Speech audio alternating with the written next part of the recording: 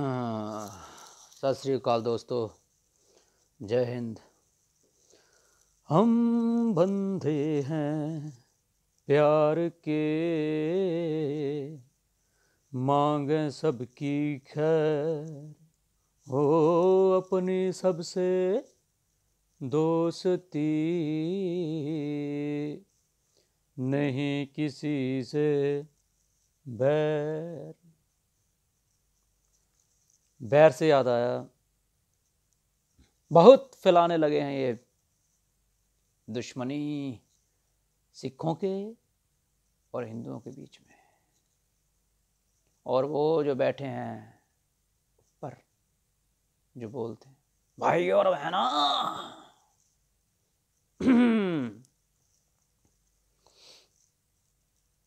क्या मिलेगा?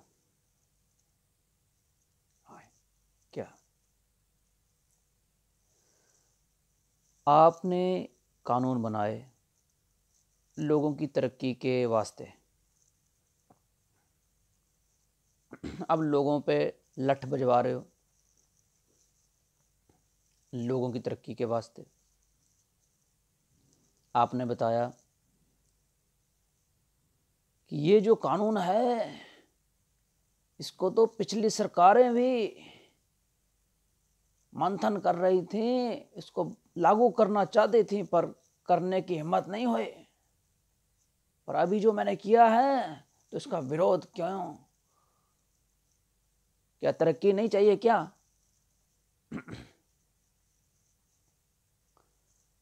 बस यही बात है कि ऐसी कौन सी बात थी इन कानूनों में जिनसे लोगों के माल को साफ करने की जो मंशा थी, लोगों के पैसे सटक जाने की जो तमन्ना थी, वो मन में होते हुए भी पिछली सरकारें लागू नहीं कर पाई। क्या बात थी? कमजोरी, ताकत कम थी सरकारों में, नहीं तो वो कर जाती, कांड पहले ही हो जाता। पर इस सरकार में नो डाउट ऐसी देशभक्ति की भावना जो लोगों में आज जागी हुई है, पहले नहीं थी। इससे पता चलता है कि जो लीडर हैं ऊपर टॉप पोजीशन पे जो लोग हैं वो देशभक्त लोग हैं, कोई शक नहीं है। पर इसका मतलब ये नहीं है कि जो वो करेंगे, देशभक्त जो भी करेंगे वो देश के हित में होगा, क्योंकि कुछ चीज़ें ऐसी होती हैं जहाँ गलतियाँ भी हो सकती हैं। ज़रूरी नहीं कि हम इंटेंशनली किसी को नुकसान पहुँचाना चाहते हो, कई बार नुकसान अनइंटेंशनली भी पहुँच जाता है। किसानों ने हल्ला मचा रखा है। हरियाणा, पंजाब, राजस्थान, यूपी के काफ़ी बड़ी तादाद में जो किसान हैं वो नहीं चाहते कि ये जो किसान बिल है ये लागू हो, और वो चाहते हैं कि सरकार इन तीनों कानूनों को वापस ले ले। अब समझने वाली बात ये है कि ऐसी कौन सी देशभक्ति की भावना है जिसके चलते जो ये लीडर हैं बड़े बड़े, वो इनको वापस नहीं लेना चाहते। अरे भाई, जब लोगों को चाहिए ही नहीं तो आप ज़बरदस्ती उनको दे रहे हो, उनको चाहिए ही नहीं।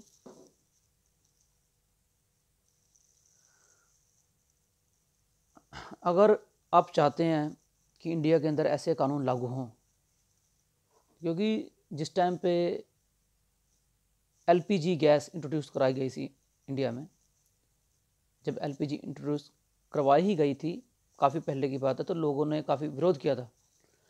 तब लोगों को लगता था कि एक सेफ़ चीज़ नहीं है, लोग डरते थे। पर धीरे धीरे करके डर खत्म हो गया। पर उस ज़माने में सरकार ने किसी को फोर्स नहीं किया था कि आप एलपीजी के अलावा कुछ और यूज़ ही नहीं कर सकते, करो, ऐसा नहीं था। धीरे धीरे करके लोगों ने अडॉप्ट कर लिया।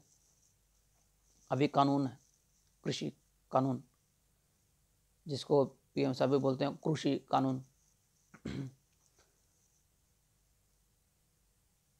जिन स्टेट्स में कोई प्रॉब्लम नहीं है, जो हैप्पी हैं, उन पे लागू कर देना चाहिए। और जो स्टेट्स नहीं चाहती, उनको एज एन एक्सपेरिमेंट देखते हैं क्या होता है। अगर वो ऐसे फॉलो करते रहेंगे जो पहले से चलते आ रहे हैं नियम, जिनके हिसाब से वो चलना चाहते हैं उनको करने दो ना, क्या परेशानी है। देखते हैं फिर किस चीज़ के अंदर तरक्की होती है, किस चीज़ से बेनिफिट मिलता है। एक एक्सपेरिमेंट भी हो जाएगा, लोग भी खुश हो जाएंगे।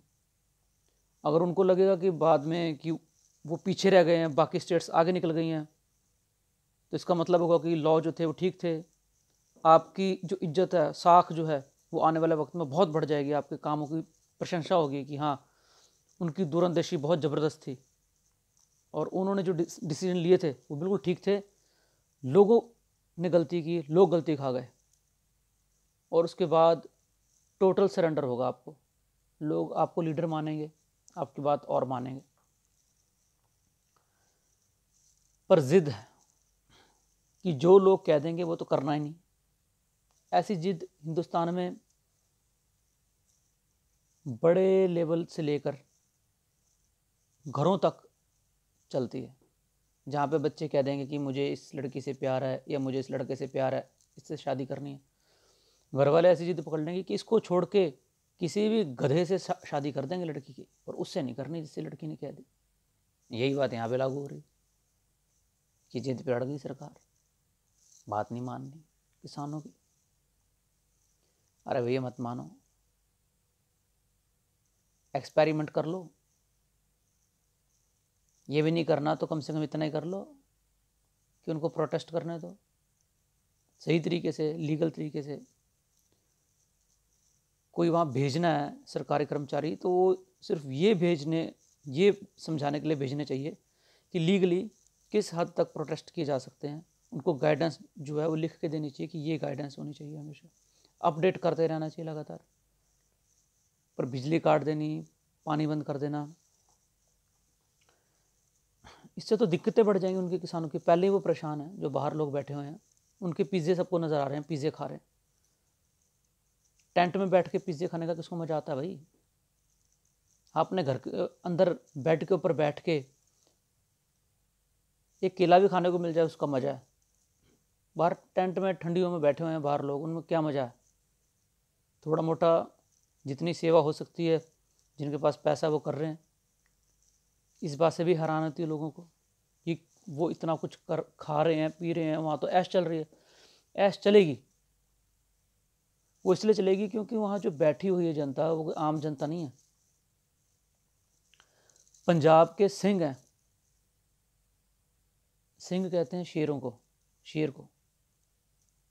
पंजाब के सिंह वहाँ बैठे हुए हैं, जिनको वरदान है 10वें गुरु से, देग तेग फतेह, कि जब वो इकट्ठे होते हैं, देग कहते हैं खाने पीने को, लंगर को, खुशहाली को। तो हर जगह ऐसे खाना पीना खुला चलता है, देसी घी वगैरह, दूध, सब नज़ारे। और जब लड़ने पे आ जाएं तो तलवार नहीं उनकी थमती, लगातार लड़ते हैं, युद्ध लगातार चल रहा है। शांति के समय में खूब खुशहाली, खूब एंजॉयमेंट, भंगड़े, ऐश। युद्ध के टाइम पे खूब युद्ध, दिन रात शस्त्रों से ऐसे सजे रहना जैसे कोई नई दुल्हन श्रृंगार करके बैठी रहती है।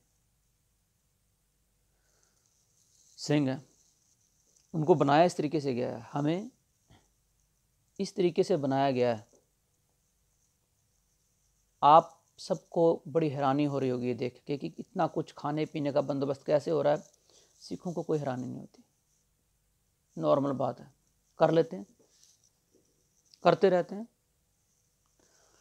इसलिए ये मेरी रिक्वेस्ट है सारी हिंदुस्तान की जनता से कि जो लोग भड़का रहे हैं आपस में, उनके चक्कर में ना पड़ें, और लड़वा देंगे आपको, बड़ी मुसीबत हो जाएगी जी।